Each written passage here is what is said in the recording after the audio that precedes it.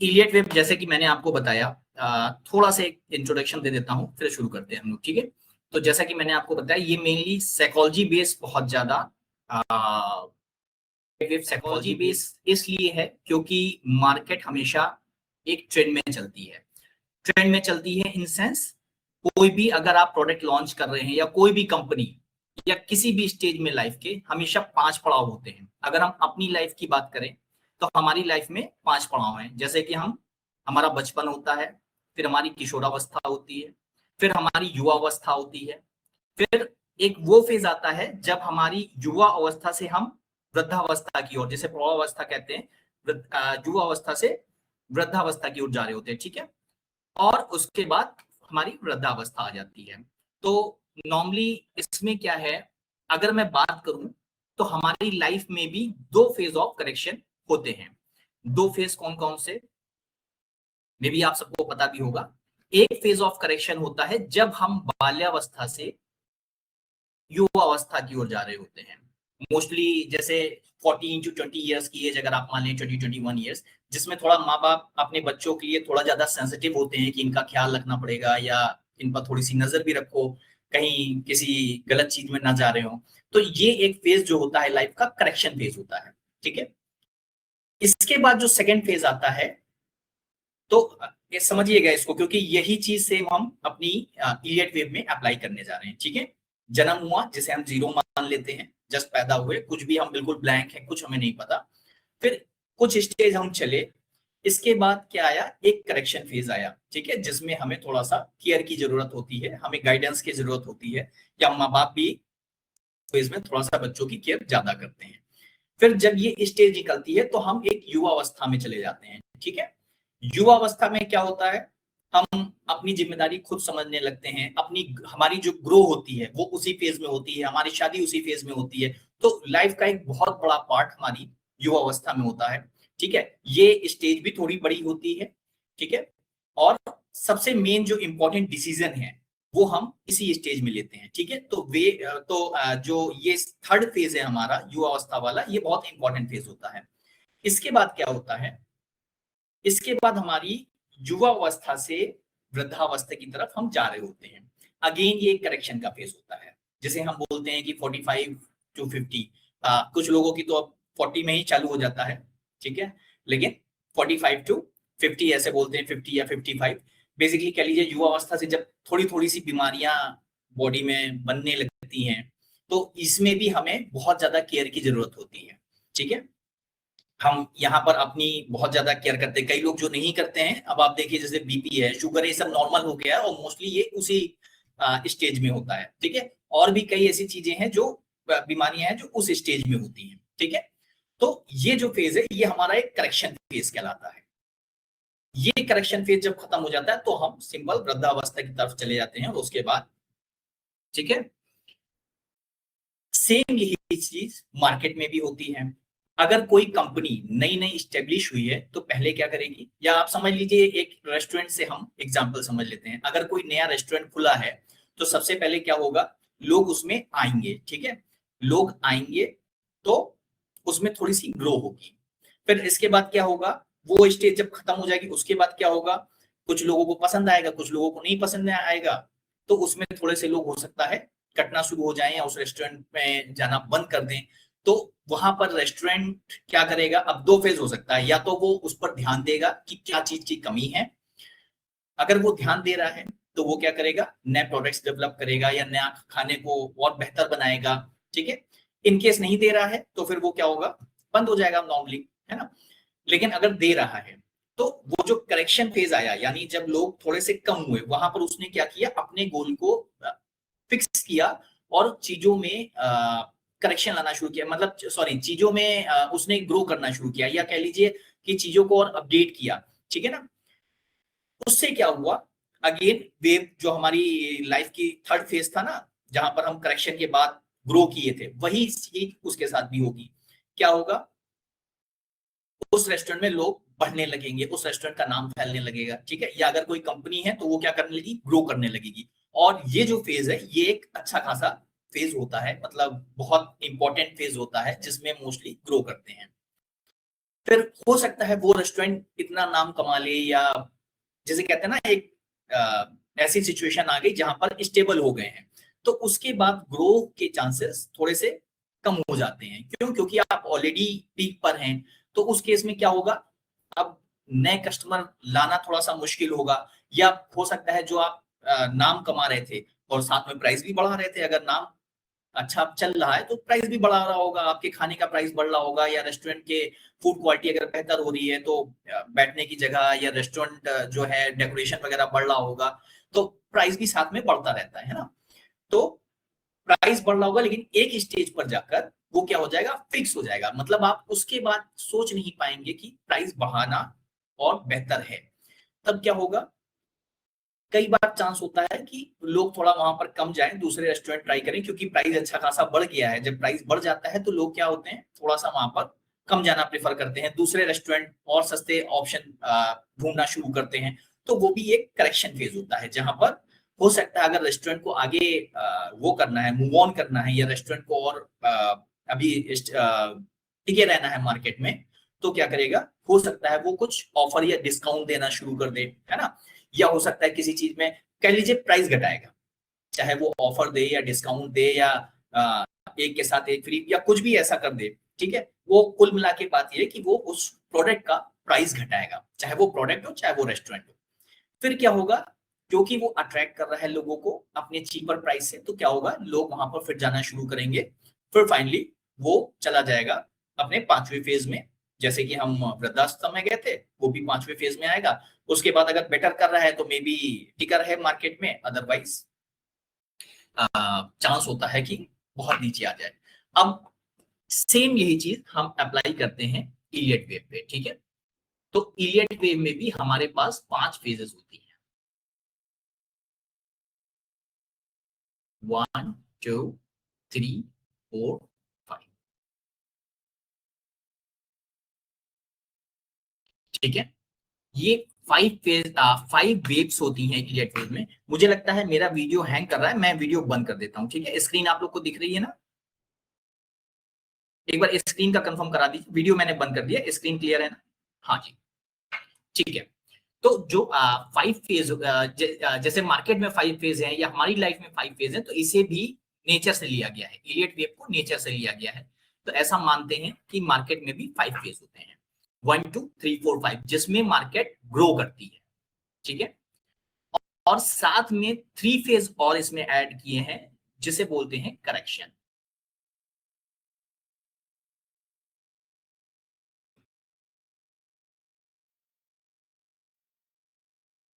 इसे बोलते हैं करेक्टिव वेव्स, ठीक है, या करेक्शन। ठीक है, अब ये जो बनता है, इसे अच्छे से समझिएगा। इलियट वेव में जो हमारा जो पहला मूव आता है, या जो पहली वेव बन रही होती है, ये इसे कहते हैं मोनो वेव। जो नोट करना चाहे तो आप इसको नोट कर लीजिएगा। ठीक है,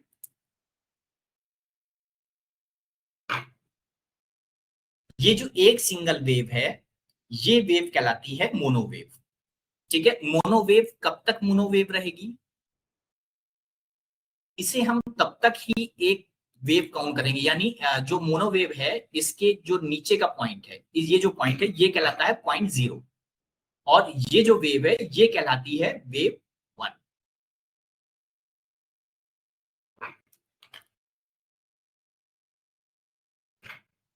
समझ आया? ये जो सिंगल वेव है, ये वेव कहलाएगी वेव 1। ठीक है, जैसे कि ये। लेकिन ये जो एक अप मूव आप देख रहे हैं, ये सिंगल अप मूव कहलाता है एक मोनो वेव। ये कब तक मोनो वेव कहलाए, मतलब ये वेव कब तक मोनो वेव है, टिल टाइम यहां पर कोई ऐसी वेव, मतलब मार्केट ऐसा ना टूटे कि उसमें इस तरह की कोई और ट्रेंड लाइन पड़े। तो इसे आप मोटा मोटा समझ लीजिए कि ये एक ट्रेंड लाइन है।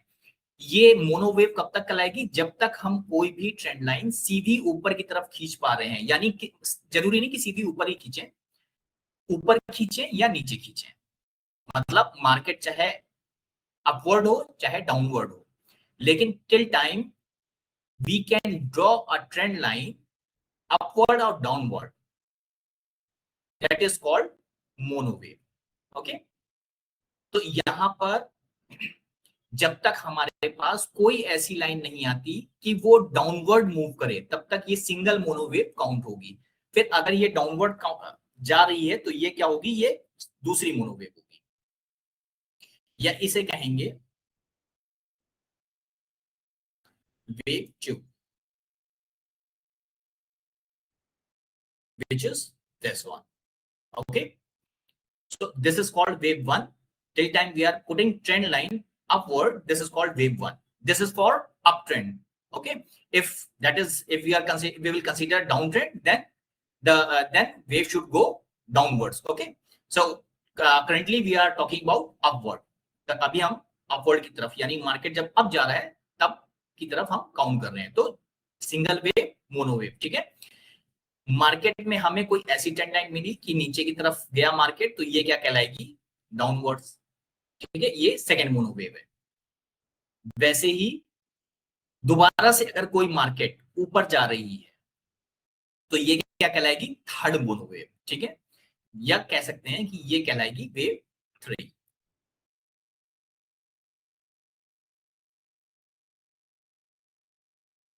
यहां पर एक चीज ये आती है, वेव 3 हम इसे कब कहेंगे, मतलब ये मोनोवेव तो समझ में आ गया, ये हमने 3 मोनोवेव ड्रॉ कर दी हैं ऑलरेडी, ठीक है। लेकिन ये जो थर्ड वेव है, इसे हम थर्ड वेव कब कहेंगे, ये थर्ड वेव तब कहलाएगी जब तक ये, जब कह लीजिए wave 2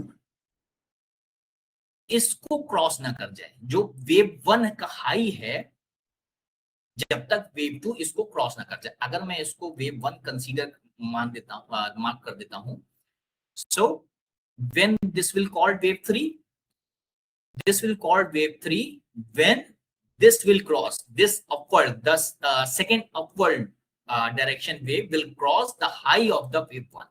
After that only this will called wave 3, ठीक है। जब तक ये इसको क्रॉस नहीं करेगी तब तक वेव 3 नहीं होगी। ये क्या होगी, वेव 2 ही कंसीडर करेगी। भले ही यहां पर मल्टीपल मोनोवेव बन जाए, लेकिन ये जो वेव कहलाएगी, ये अगर ये इसके नीचे है, ये जो वेव हमारी है अगर ये इसके नीचे है, तो ये वेव 2 ही कंसीडर होगी, इसे हम वेव 3 कंसीडर नहीं करेंगे।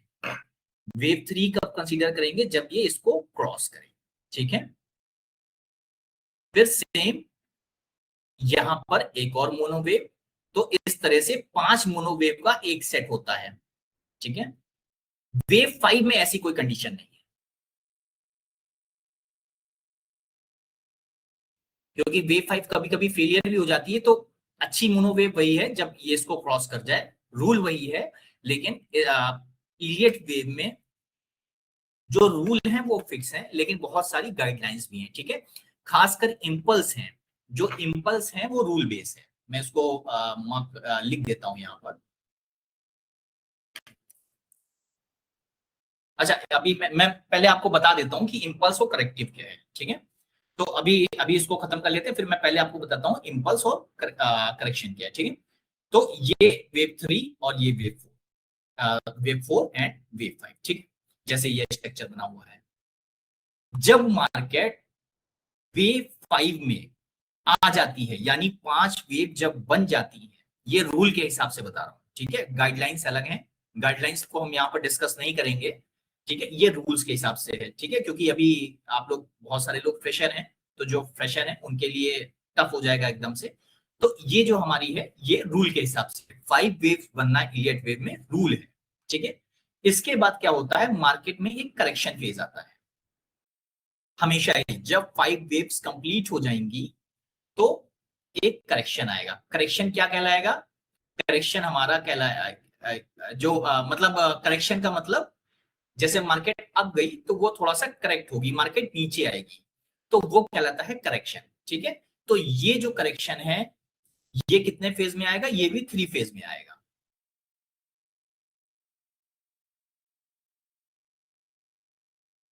कौन कौन से फेज होंगे इसमें, ए बी सी, ठीक है। जो अपवर्ड जब जा रही थी, जिसमें 5 फेज आ रहे थे, ये क्या कहला रहा था, ये 1 2 3 4 5 में कंसीडर हो रहा था। लेकिन जब रिवर्स हो रहा है, या कह लीजिए करेक्टिव हो रहा, करेक्शन बन रहा है, तो ये क्या कहलाएगा, ये कहलाएगा एबीसी, ठीक है। इलियट वेव जो है दो तरह के फेजेस में होती है।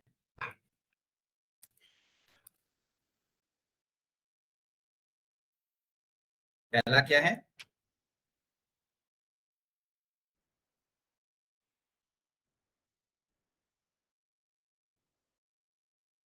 Impulse wave. और सेकंड क्या है?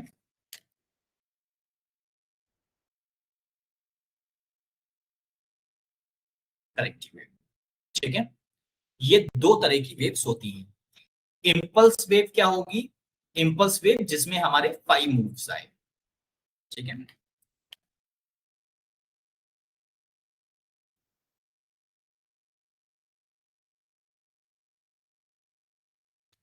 करेक्शन क्या होगा? जिसमें हमारे 3 मूव्स आए।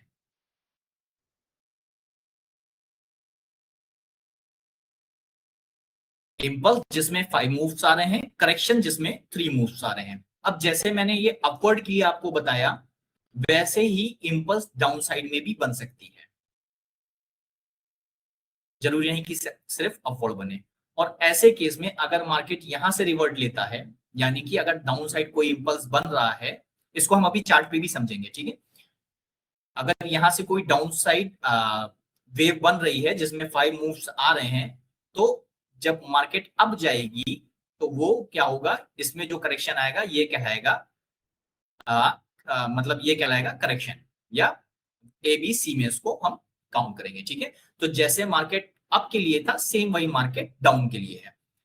अब देखिए एक खास बात इलियट वेव की, हमने 1 2 3 4 5 वेव काउंट कर दी। ठीक है, इलियट वेव का नेचर है कि ये वेव के अंदर वेव का फॉर्मेशन करता है।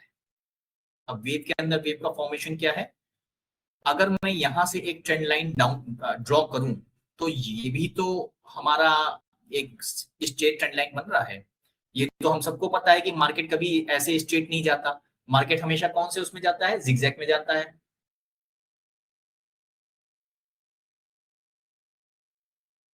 मार्केट हमेशा ऐसे ऐसे ही जाएगा, है ना? कभी ऐसा नहीं होगा कि मार्केट एकदम से ऐसे स्ट्रेट चला जाए, है ना? तो अगर ये, इसको हटा देता हूं मैं। हाँ, अगर जो ये हमारी 5 वेव्स बन रही है, तो ये मिलाकर भी एक सिंगल वेव यहाँ पर फॉर्मेशन कर रही होगी, जिसे यह कह लीजिए कि एक स्ट्रेट ट्रेंड लाइन हम यहाँ पर ड्रॉ कर सकते हैं। ठीक है, और जो ये करेक्शन आया है, ये करेक्शन भी हम क्या कर सकते हैं? यहाँ पर एक स्ट्रेट ट्रेंड लाइन यहाँ पर ड्रॉ कर सकते हैं। ठीक है, अब ये जो आया, इसको हम क्या मार्क कर देंगे? इसको हम अगेन 1 मार्क कर सकते हैं।